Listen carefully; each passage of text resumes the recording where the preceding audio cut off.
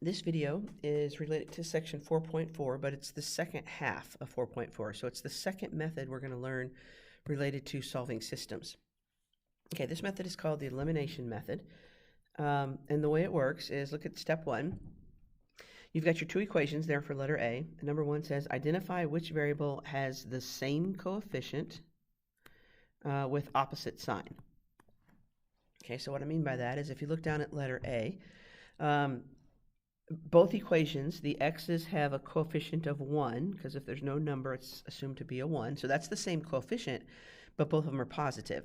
But if you look at y, y has a coefficient of positive 1, in the first equation, and in the second equation, y has a coefficient of negative 1. So they're the same number, but opposite sign. Okay, so first of all, you identify that, and then number two says, add the equations to eliminate that variable. Add the equations to eliminate that variable. So you'll notice that in our equations, we've got x and y, the x's are lined up, the y's are lined up, and the answers are lined up. So I'm just going to draw a line under there, and I'm going to add the columns. So x plus x is 2x, y plus negative y cancels, and then equals 14 plus 2 equals 16. So you can add equations. That just means you add the x's, you add the y's, and then you add the answers. Okay? Step 3 says solve. So you take the equation that you're left with, and in this case I can solve for x. I'll divide both sides by 2. So x equals 8. Okay, well, I'm halfway there, because remember, we mentioned last time, solving a system means you're finding the point of intersection, so you need to find both the x and the y.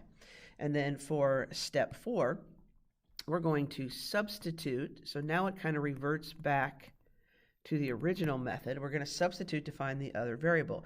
And so in this case, I know x is 8. I can substitute that back into either of those beginning equations. It does not matter which one, whichever one looks the easiest. So I'll take the first equation. I'm going to put an 8 in place of x, so I have 8 plus y equals 14. And hopefully you can tell that's going to allow me to solve for y. I'll subtract 8, so y equals 6. So that means the point of intersection would be 8, 6. So that is the solution to the system.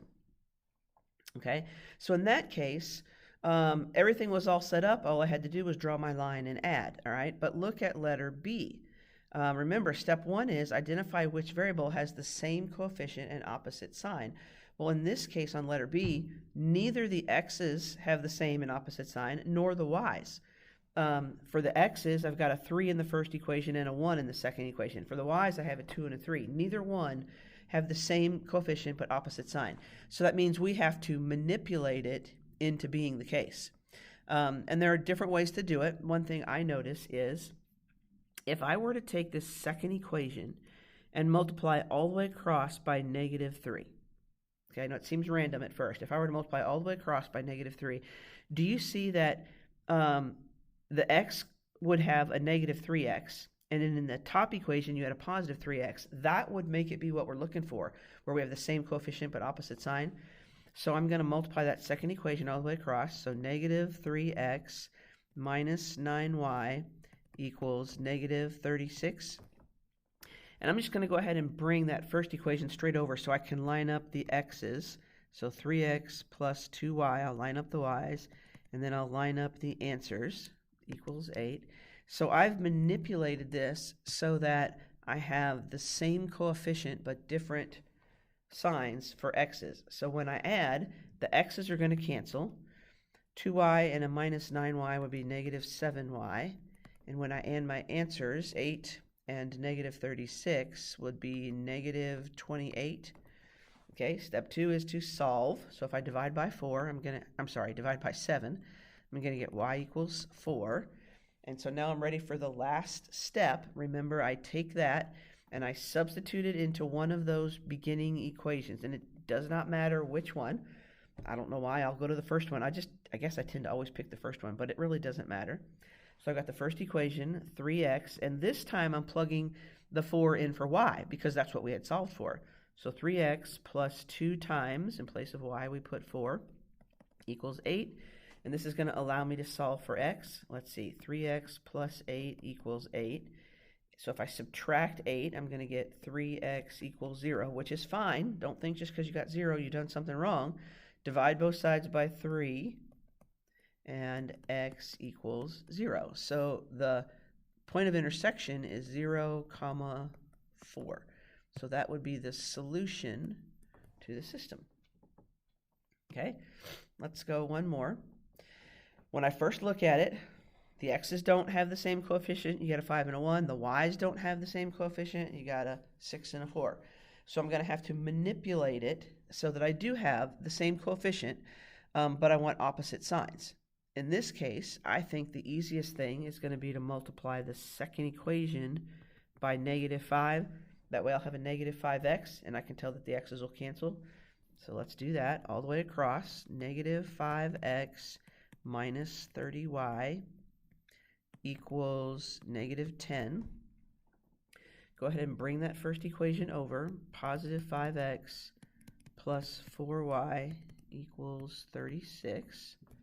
Okay, so do you see now I've got the x's have the same coefficient but opposite sign. That's what step 1 said. Make sure that's true. So we draw a line and we add. So if I add the x's, they cancel. 4y minus 30y is -26y. And then I add the answers. 36 minus 10 is 26. Step 2, that allows me to solve. So if I divide both sides by -26, y is going to be -1. And then remember, I take that back to one of those beginning equations. Doesn't matter which one. I'll take it to the first one just because that's what I tend to do. So 5x plus 4, and then in place of y, we're going to put -1 equals 36. And so let's see.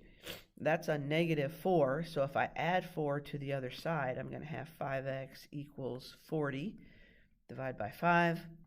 X equals 8. So the point of intersection is 8, -1. And that would be the solution to my system. So remember, this is the second method for solving systems. The first method was substitution. Second method is elimination. And as far as being tested or quizzed on this, usually I would give you one that says you have to use substitution method. I would give one that says you have to use this elimination method.